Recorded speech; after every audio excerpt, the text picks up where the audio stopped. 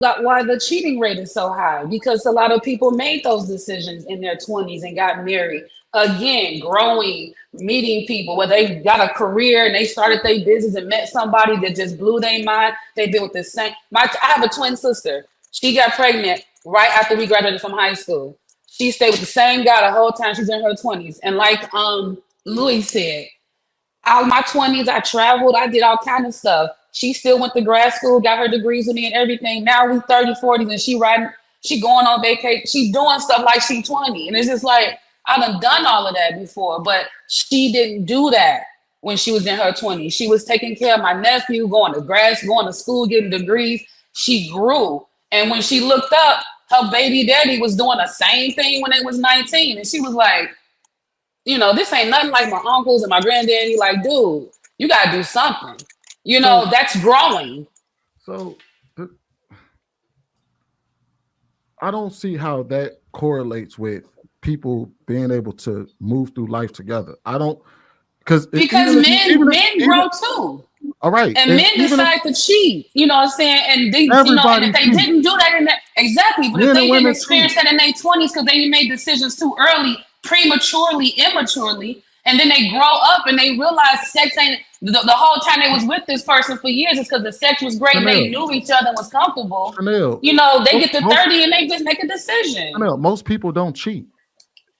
Most of them don't cheat. And I don't think it's proper to say, hey, if you get married young, then you're going to cheat later because you missed out on life. I said that's why I'm just going by my experience and the people that I know, people that my friends that I grew up with in the hood, all of my male friends that made those decisions early. And now they're mature and 30 and 40 years old, been divorced, went through a whole lot of stuff. They made those decisions early because we grew up in, where gender roles, we grew up back when our grandparents and our family was there. So we did that stuff early. And then those situations, like I said, life happens. And yeah, sometimes by the time you're 30, you done been through so much stuff, you're making changes in life. You're not going to sit up. A lot of people, men and women, are not sticking together, like you said, anymore because they don't want to ride it out no more. They don't realize, look, I'm off this train. So I've made some mistakes. Some people live with it and be unhappy all through their 30s and 40s and 50s. Now people are making decisions earlier, like just cut the cord now. Which goes to my original point. Then if by 40, this person done been married and here, and you were single till 40 in here, and both of y'all wind up in the same damn space, then what the hell is the point of marriage then? Because y'all basically saying, hey, we're going to get the same results regardless. Is basically a 40-year-old single person that's either burned from marriage or burned from singlehood. Well, I said before, sometimes people that have not been married before, they have an unrealistic idea of getting married.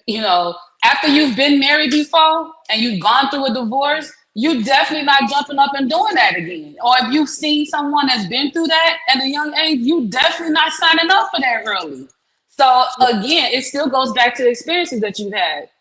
So, and this is the things, because we base a lot of our movement and our intentions off of, and I understand why, but the same way that you can see a terrible example of marriage and say, man, fuck that shit, is the same way you can look at a great example of marriage and say, all right, I can do that.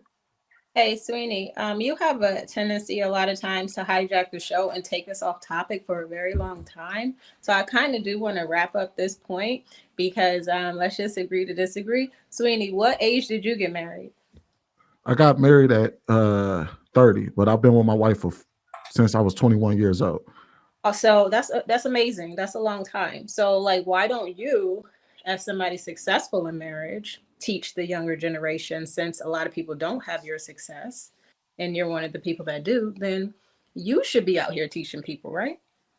That's why I'm speaking so highly of getting married young. That's the reason why I said that. There's a way to work out situations with people. I don't think that the course that you have or something to teach people.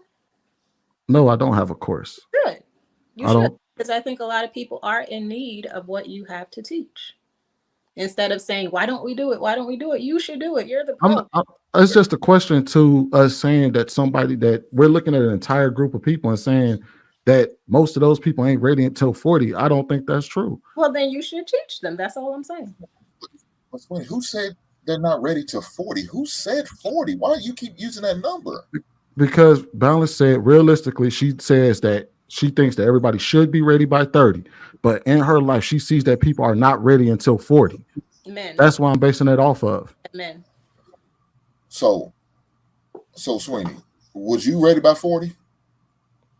I'm 34. No. Was you?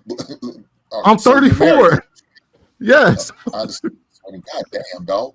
But you didn't wait till 40 to get it done, though, right? So I didn't wait till 40 to get it done. I got mine when I was 29. My first marriage was 29. So no, it's different situation for different people. Now maybe some of the experience with the balance scene, these dudes that just ain't ready at 30. They should, but just not. And maybe it took them to 40. I told you, man, people get ready at different phases of life. Not everybody's the same.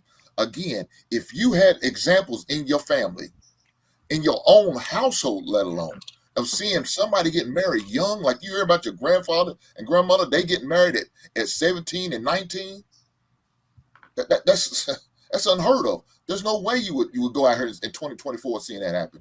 It's not going to. They're not doing that.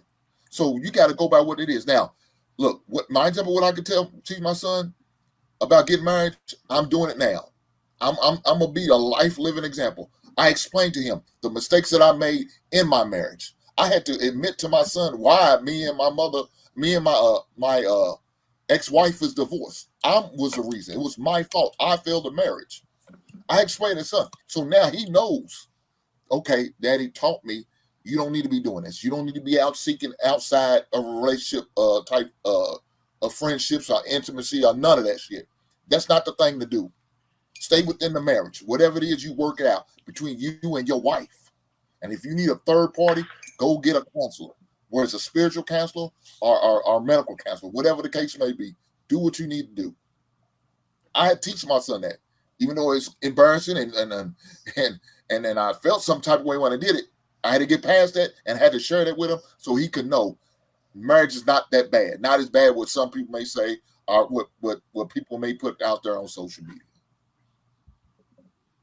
I mean, I get what you're saying, right?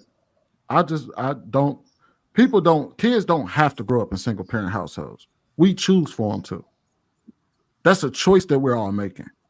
You make the choice to break up with the person you made children with, to leave the person, to divorce the person that you made children with. And then not only that, but then you make the choice to remain single going forward.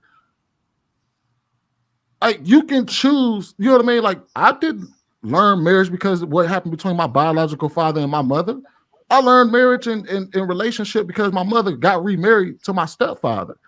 And that's all. Like you can still go out and actively make choices to put your kids in a better situation than like you're not. So they don't have to learn single parenthood, but we make those choices and then we look at them and say, "Oh well, they ain't gonna be ready because of the shit that we did."